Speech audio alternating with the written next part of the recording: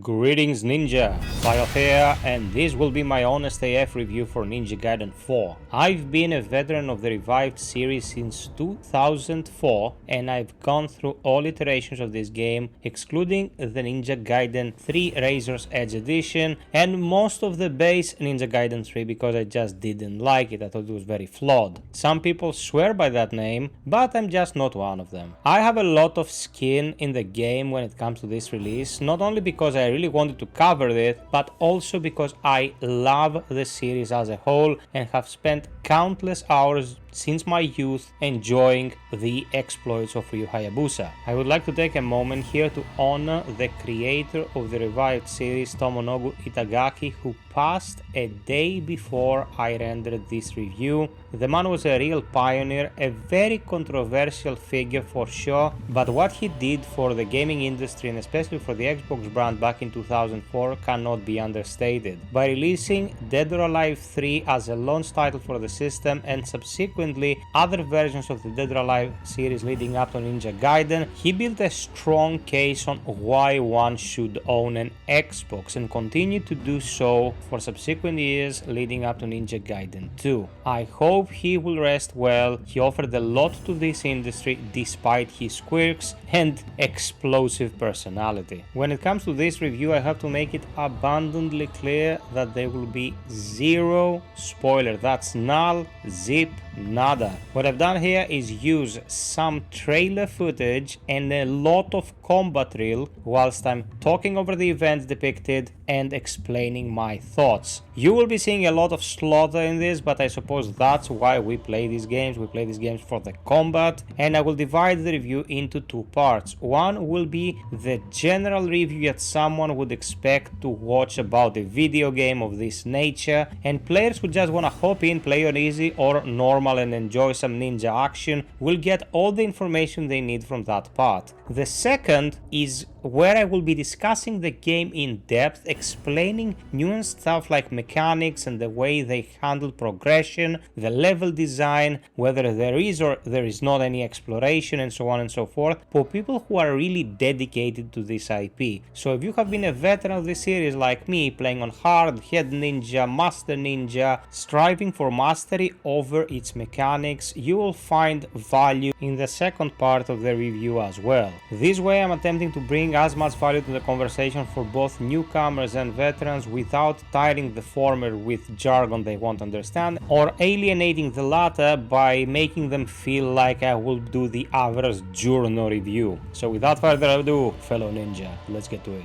Let's start with the easily quantifiable stuff, and that is presentation and performance. Ninja Gaiden has been a care series since 2004. When the first game released, it was a technical showcase for the platform and probably the best looking game of its time. Ninja Gaiden 1 for the original Xbox was an insanely good looking game. Then we went to Ninja Gaiden 2, which was, for the Xbox 360 standards, kinda meh. Not bad, but not exactly good looking, and it did run like poo-poo. Ninja Gaiden 3 on the other hand started its life on the Wii U of all places. For whatever reason it didn't run particularly well, and then Razor's Edge came out. It launched on the 7th gen systems apart from the Wii U, and it ran kinda okay, although it wasn't the biggest looker of its time either. Ninja Gaiden 4 is probably the biggest offender because of a couple of reasons at the moment. It's a very budget looking game,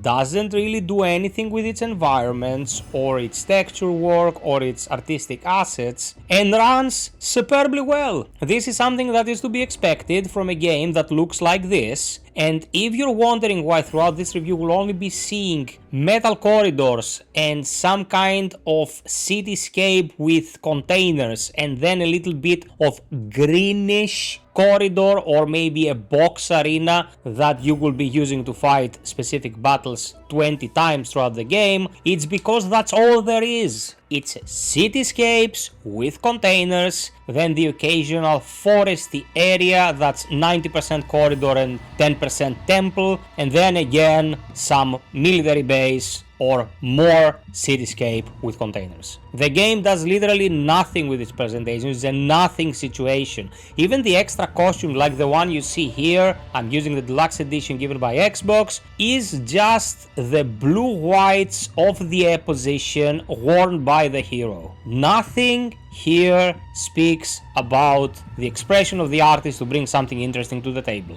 Just serviceable arenas with very basic assets put into it that might have well been taken out of an asset pack on Unreal or Unity or whatever engine. I think the engine here is proprietary and that is why the game runs so well. What you've been seeing in the trailer when it comes to how it runs is absolutely true. I was running this natively 4K with a 5070 Ti OC and it didn't skip a bit. I didn't even have to use FreeSync. The game runs really well and I suspect that the day one patches and all that will make it even better.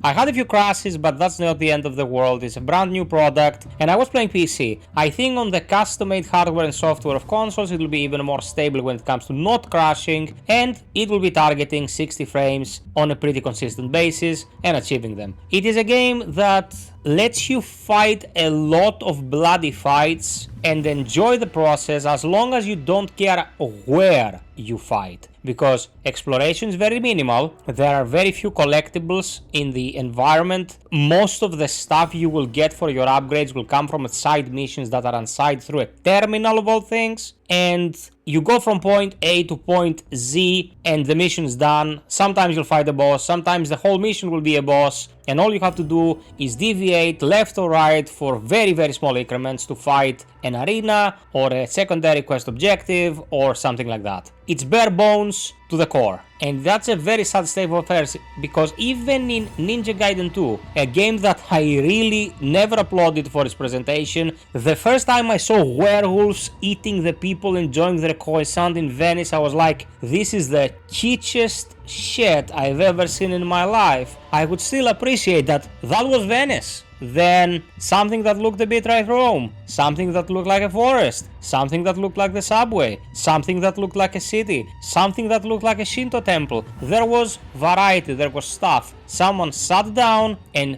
drew all this concept art and presented it, and for the most part it was good. Graphics notwithstanding, performance notwithstanding. Ninja Gaiden 4 is a nothing game when it comes to presentation and artistic merits, and that is super sad because it is priced as a AAA production. Why the hell is this priced at the same price that other games that do so much more get priced? This is not fair at all, and it doesn't make a lick of sense. The amount of content now, my playthrough on hard, going for the best possible grade I could get, took me 8 hours. You play with two characters, one is the newcomer Yakumo and the other is the other guy. Not gonna say anything, but the other guy's playthrough is about 15% of the game, if I'm being generous, and it's recycled levels from the main guy fighting the same bosses and the same enemies, with an exclusion of one boss that literally looks like a testicle. So I don't understand where all the money went to. The performance is good, blood flows freely, it's fun to see all the synced animations work in tandem and the slaughter unfold before your eyes, but there is nothing here that will make you think like, this is a living, breathing world and I'm exploring this and having a good time. Sad state of affairs on the presentation part, and I'd say mostly good news when it comes to performance. I would also like to touch upon the menu situation for a moment. Every single Ninja Gaiden game before this one had a very clean, very readable UI when it came to what you found inside and outside of its menus. Ninja Gaiden 4 goes for this cyber techno aesthetic, like very aggressive reds, always some sound accompanying moving throughout the menus. The menus have all these opening and closing animations. It's over stylized, focusing more on looking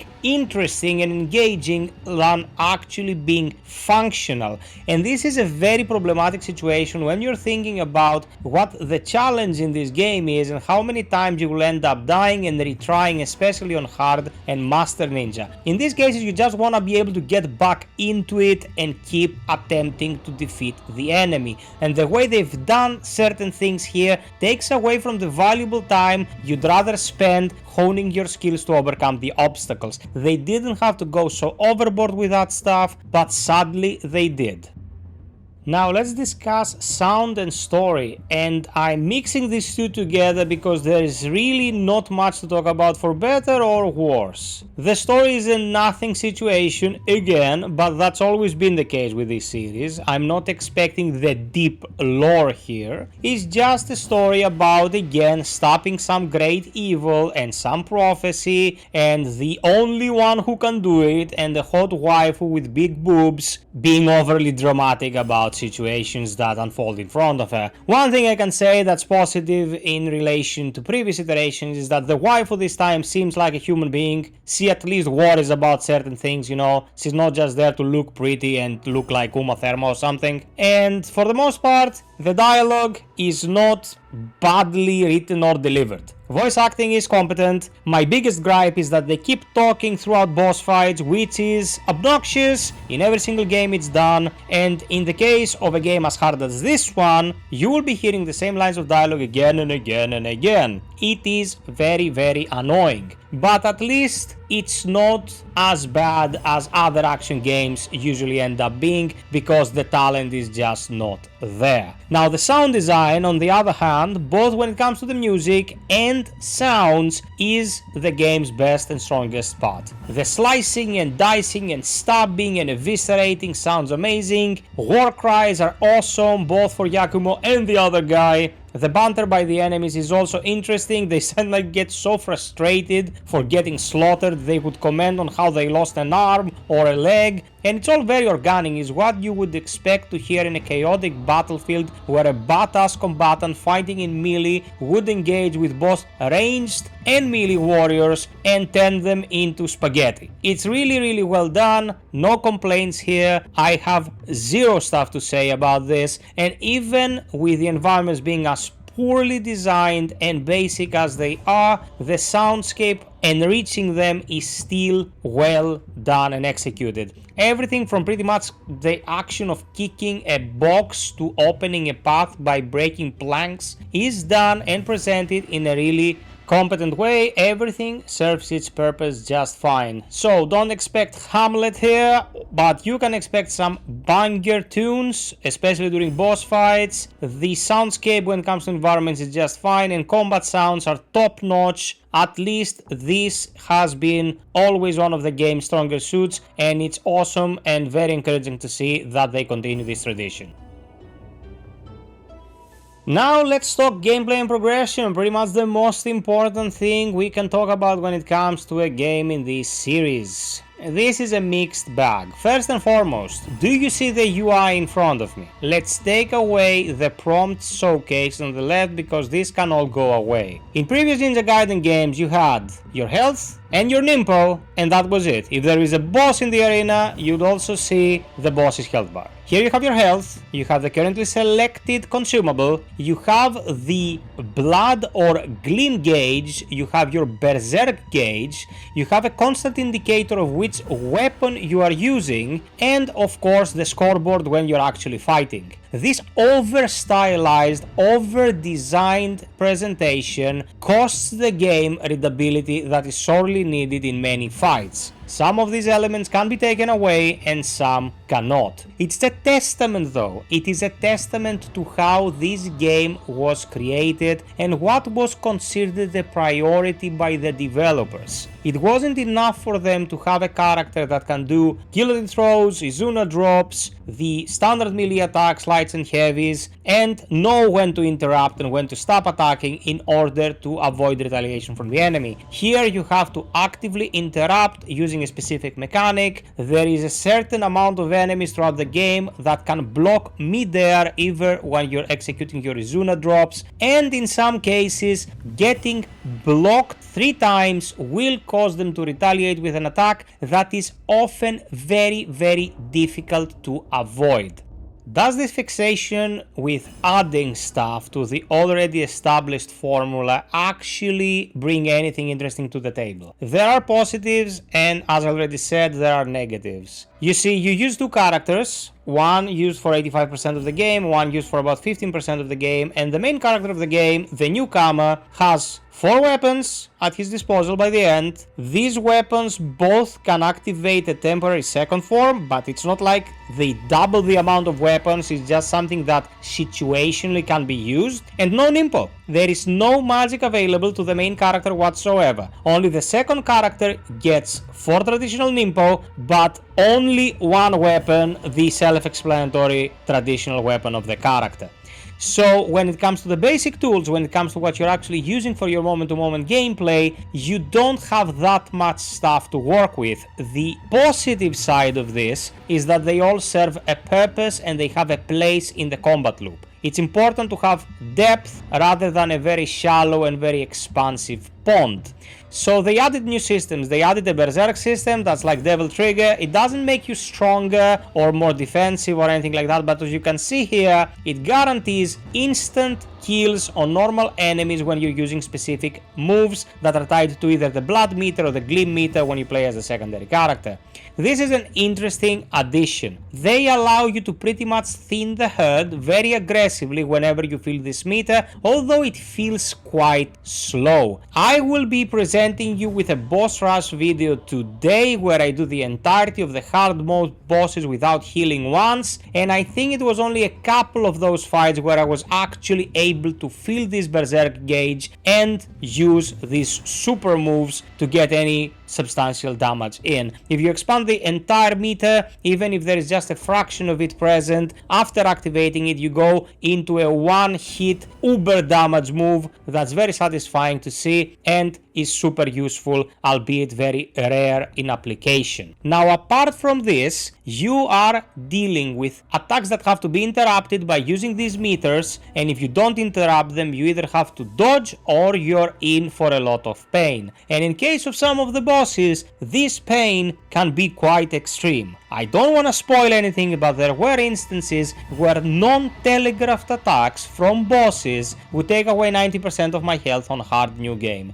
90% of my health without having a chance to read what's happening and avoid getting murdered. This is not very balanced. I also ran into a couple of occasions where the animation would move the hitbox of the enemy. I would try to interrupt with an empowered attack, but because the enemy was not exactly there anymore, I would miss and of course get severely punished. This game really doesn't give a shit about your feelings, and when these things happen you will feel them and you will feel like your whole attempt at defeating a special enemy or a boss hangs in the balance of whether you will get hit by an attack that you'll never see coming or you will instinctively avoid it and survive. And this wasn't even Master Ninja, mind you. Master Ninja is an entirely different beast, but breaking it down right now is way past the purposes of this review. Of course, obliteration techniques return. If you dismember an enemy, take away an arm or a leg, you can go in for a heavy attack and instantly obliterate them. This veers more towards the Sigma games than it did Ninja Gaiden 2 OG, because there might be instances where the limb will fly off instantly, and in other cases you have to hit the enemy 15 times to go for the obliterate. I think they didn't balance the moves that can actually lead into a decapitation or a dismemberment well enough so that you could use specific, more consistent moves to remove limbs and take the enemies out of the fight. It is there, it can be leveraged, there are specific ways to pretty much guarantee them, but this costs you part of the meter, as with everything else.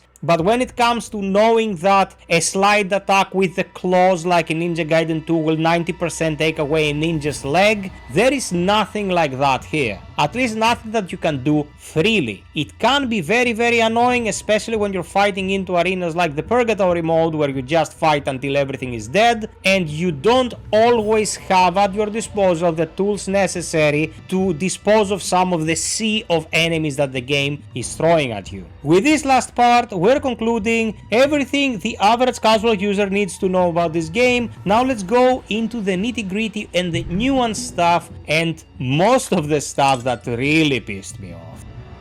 Let us start with this. You see this little slow motion moment here when the game tells you it's time to beat up some buddies? Well, during that slow-mo, instead of being able to precisely position yourself, maybe prepare for an ultimate technique, the game just wants to show you a flashy red graphic. And this to me was a huge issue for a very specific reason. This is a series of games where mastery of locations, enemy designs, their capabilities, and yours is what leads to victory instead of just looking at the game over screen. In Ninja Gaiden 4, instead of focusing on how can we leverage the situation to our advantage, we are slowed down to a freaking crawl just to see something that the graphics designer thought would be cool. This happens in Purgatory, it happens during secondary missions, and it will throw you off to an insane degree. You will often miss combos or positive initiation of the encounter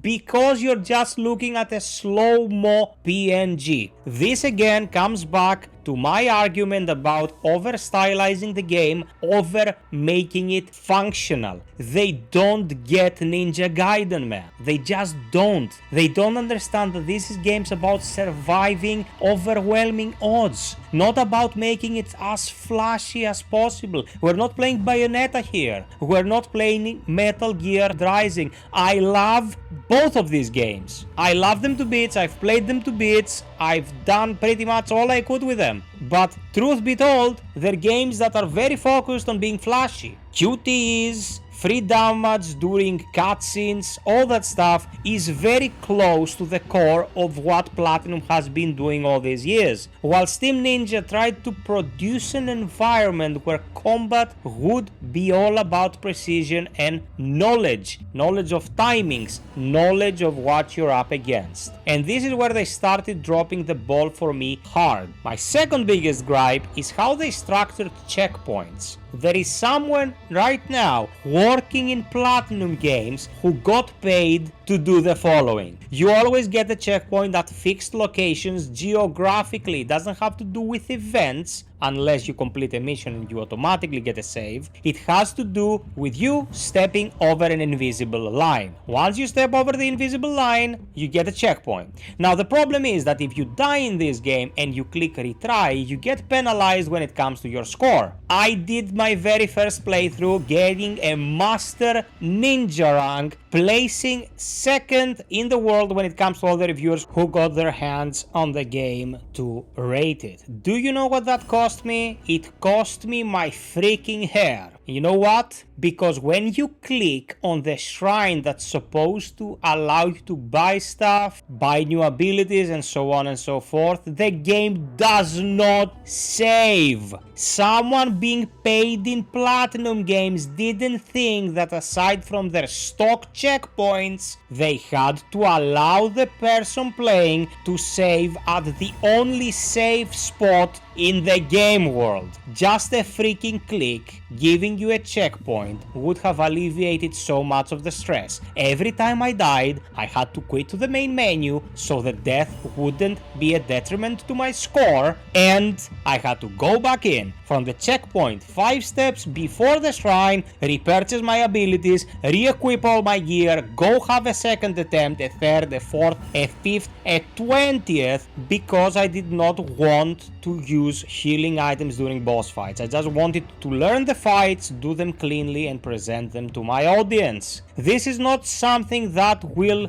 be a detriment for the average person playing, and that's why I put this in the veteran segment. But I know you guys, I know what this community is like, I know you're hard-assing just like I do, and this is a series about hard-assing. It's always been. Since the Nintendo days, Ninja Gaiden has always been a challenging, demanding series of games. Not being being able to just prep and go and try again, but instead having to do all the menial work is a huge oversight. You know what they didn't forget to add to the game? This little fucking red PNG, right when you start a side mission or area purgatory. It is baffling to me. All this was able to reduce the quality of my experience with the game a lot. It does not nullify the good things that were done here, but it does cast a very dark shadow over some of the design choices. And I have to make it abundantly clear once again, damn, I love the word abundantly. If you are one of the people who wanted to play Ninja Gaiden, and Ninja Gaiden does something that no other action series has ever managed to capture, you will play Ninja Gaiden 4, no matter what I tell you, you'll go out there, buy it or get Game Pass to play it, and you will enjoy the aspects of it that are still the same as with the previous games. Even some of the new additions bring stuff to the total of what the game is about that alleviates the experience, makes it better.